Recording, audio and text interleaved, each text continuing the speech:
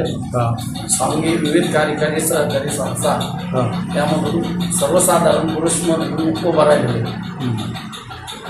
मागील कार्यकाळामध्ये कोणकोणती कामं झाली, आता कोणकोणते बाकी राहिले? मागील कार्यकाळामध्ये आता सोसायटीला तसे अधिकार फार सीमित झाले.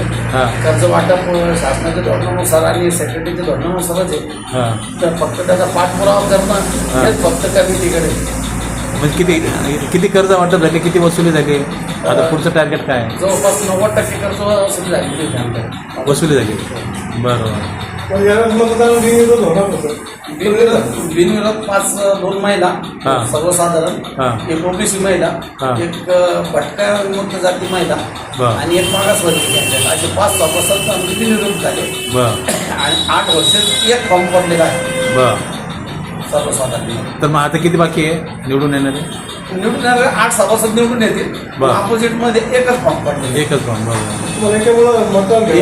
एका कॅन्डिडेटमुळं पूर्ण मतदान प्रक्रिया राबवावं लागले आणि त्याचा भार सोसायटीवर पडणार आहे. कारण हे सोसायटीच्या खर्चातून माथ्यातून जात आहे. म्हणजे आता हे आर्थिक याचा आर्थिक बोजा हा सगळ्या सभासदावर पडणार.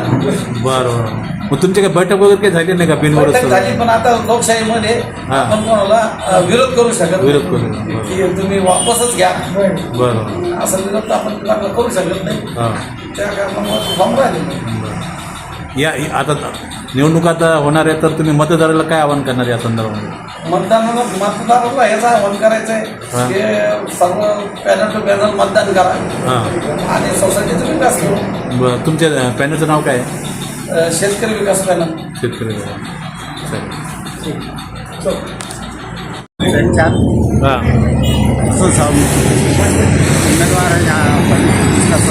सोसाइटी के? अच्छा. सोसाइटी का नाम मध्यवर्ती. अच्छा. चैनल का नाम चैनल का नाम क्या है? क्या बोलेंगे लोगों से क्या बोलेंगे? आप खड़े चुनाव के लिए? हम कुछ दिनों से वोटिंग कर रहे हैं. हमारे गाँव में मोहब्बत बहुत है. अच्छा. लेंगे मोहब्बत से वोट मांग के. गाव में मोहब्बत आहे, भाईचारा आहे. भाईचारा है. याही वेळेस तुम्ही बाजी मारणार? चुन के आएंगे यावेळेस अच्छा. बिनविरोध होत होता, पण आज निवडणूक हो राहिली आहे तर बरं. नहीं होना पाऊंगा. हां. मेरा नाम साहू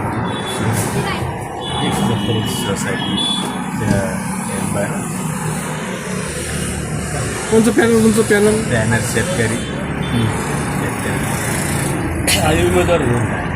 तुम्ही उमेदवार आहात? बिनविरोध आहे. बिनविरोध आहे का? बिनविरोध आहे. बरं बरं. अभिनंदन तुमचं. बाकीच्या उमेदवारासाठी काही बोलताल? बाकीच्या उमेदवारासाठी तुमच्या राहिलेले साथीदार? तुमचं किती मतांनी तुमचा विजय झाला? मतदान बिनविरोध. Okay okay. चालेल.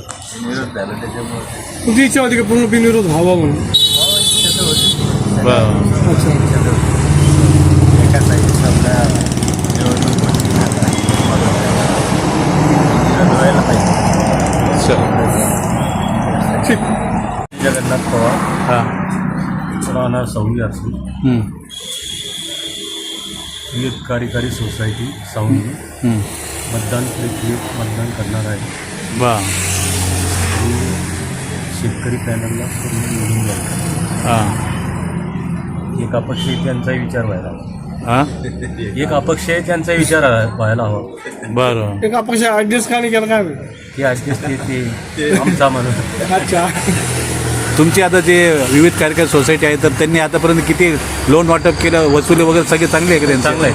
बरं बरं. सोसायटी कार्यकाळ वगैरे चांगला आहे का? कार्यकाळ चांगला आहे. बरं. मागच्या वेळेस पण बिनविरोध झालं होतं. हां.